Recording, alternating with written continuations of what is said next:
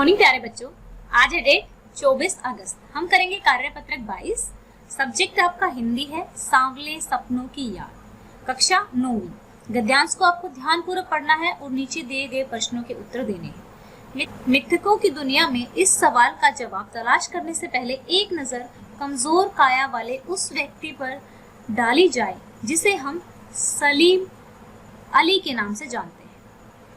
उम्र को शती तक पहुंचने में थोड़े ही दिन तो बच रहे थे। संभव है कि लंबी यात्राओं की थकान ने उनके शरीर को कमजोर कर दिया हो और कैंसर जैसी जानलेवा बीमारी उनकी मौत का कारण बनी हो, लेकिन अंतिम समय तक मौत उनकी आंखों से वह रोशनी छीनने में सफल नहीं हुई जो पक्षियों की तलाश और उनकी हिफाजत के प्रति समर्पित थी। सलीम अली की आंखों पर चढ़ी दूरबीन उनकी मौत के बाद ही तो उतरी थी। उन जैसा बर्ड वॉचर शायद ही कोई हुआ हो, लेकिन एकांत क्षणों में सलीम अली बिना दूरबीन के भी देखे गए हैं। तो बच्चों देखो, सलीम अली जो हैं, ये देखिए सलीम अली हैं, इनको इंडिया का बर्ड मैन भी कहा जाता है। ठीक है, बर्ड मैन भी इनको कहते हैं। इनका जो पक्षियों के प्रति जो लगाव था वो बहुत ज़्यादा लगाव था, यानी कि वो अपनी जो इनकी इच्छा थी, इवन बहुत बूढ़े हो गए थे, 100 वर्ष की आयु तक भी वो पहुंच चुके थे, लेकिन तभी भी उनका जो बहुत ज़्यादा लगाव था पक्षियों को देखने में, उनकी हिफाजत करने में, यही पूरी बात इस पूरे पैराग्राफ में कही गई है। तो यहाँ पर आपको जो महत्वपूर्ण शब्द हैं उनको याद करना है। देखो बच्चों, थोड़ा थोड़ा इन चीज़ों को याद भी किया करो वर्कशीट करते हुए, क्योंकि इन्हीं में से आपका पेपर बनना है, यही से आपके आएंगे। तो जब आप सुनते हो वर्कशीट को, याद नहीं कर सकते तो कम से कम पूरी वर्कशीट सुन लीजिए, क्योंकि जब आपका पेपर होगा तो आपको जो बोले हुए वर्ड्स है वही दोबारा रिपीट हो जाएंगे। कल के लाइव के सेशन में भी मैंने यही बात बोली थी कि सिर्फ क्वेश्चन आंसर उतारने पे ध्यान मत दीजिए। अगर 15 मिनट या 10 मिनट की ही पूरी वीडियो होती है, आप ध्यान से उसको सुन लीजिए एटलीस्ट, सो दैट कि आपका जो सिलेबस है साथ के साथ होता रहे। अदरवाइज आपको एग्जाम टाइम में बहुत मेहनत करनी पड़ेगी। ठीक है, अभी अगर साथ के साथ मेहनत करते चलोगे तो आपके अच्छे मार्क्स भी आ जाएंगे। इवन वीडियो को ध्यान से सुन ही लोगे तो अच्छे मार्क्स आ जाएंगे। ठीक है, मिथक क्या होता है? वैसी प्राचीन कहानी या उसके पात्र जो नई स्थिति में नए अर्थों को प्रकट करते हैं, मिथक कहलाते हैं। क्या होता है मिथक?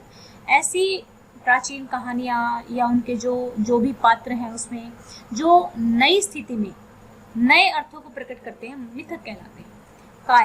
काय क्या होता है? शरीर होता है। उम्र की क्षति यानी कि आयु का 100वां वर्ष। हिफाजत तो सभी को पता है, सुरक्षा। बर्ड वॉचर क्या होता है? पक्षियों का अवलोकन करने वाला, पक्षियों को देखने वाला, एकांत अकेलापन। ठीक है, तो देखिए कमजोर काया वाले व्यक्ति का क्या नाम था? कमजोर काया वाले व्यक्ति का नाम सलीम अली था। तो चलिए हम इनको करते हैं अपने क्वेश्चंस को। Okay, let's start.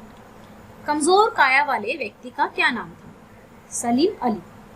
लेखक ने सलीम अली की मृत्यु के किन कारणों की चर्चा की है? लेखक ने सलीम अली की मृत्यु के निम्नलिखित कारणों की चर्चा की है। पहला, लंबी यात्राओं के थकान के कारण उनके शरीर का कमजोर होना। दूसरा, कैंसर जैसी जानलेवा बीमारी। इन दोनों चीजों का जो कवि है उन्होंने क्या किया है? वर्णन किया है इस चीज में। तो यहाँ पे देखिए आपको बताना है कि अंतिम समय में, यहाँ पे थर्ड क्वेश्चन में है, अंतिम समय तक उनकी आंखों से रोशनी जो थी वो गई नहीं थी, जो पक्षियों की तलाश की और जो उनके प्यार को समर्पित थी। इन पंक्तियों में कवि ने किस रोशनी की बात की है? ये क्वेश्चन आप अपनी वर्कशीट से उतार लेना। इन पंक्तियों में सलीम अली के पक्षियों के प्रति प्यार, उनकी सुरक्षा करना और पक्षियों के प्रति समर्पण को रोशनी कहा है। यानी कि जो उनकी जिज्ञासा है, जो उनके प्रति प्यार है, जो कि इवन 100 साल के हो गए थे तभी भी वो उनके साथ था, तो उसी को क्या कहा गया है? रोशनी कहा गया है। उनकी आंखों से दूरबीन उनकी मौत के बाद ही उतरी थी, क्योंकि वो पक्षी से इतना प्यार करते थे कि उस टाइम पे भी वो उसको देखना पसंद करते थे, जिससे वो पक्षियों को देखते थे। उनको पक्षियों से बहुत लगाव था। आखिरी समय तक भी वो उनकी हिफाजत करते रहे थे। गद्यांश में आए विशेषणों को छांटकर उनके भेद लिखिए। आपको कई सारे जो हैं विशेषण छांटने हैं, मैंने कुछ छांट दिए हैं, आप अपनी तरफ से भी छांट के जरूर लिखें, इससे आपके विशेषणों की प्रैक्टिस हो जाएगी।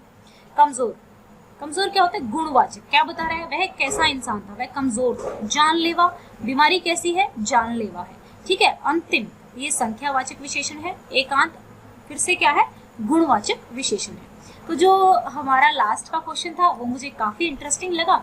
अभी देखो, मैं यही चाहती हूँ बेटा कि आप अपने आंसर खुद लिखो। यहाँ पर मैंने जो एक नॉर्मल पर्सन करता है एकांत में, वो सब चीज़ें मैंने इंक्लूड करने की कोशिश की है।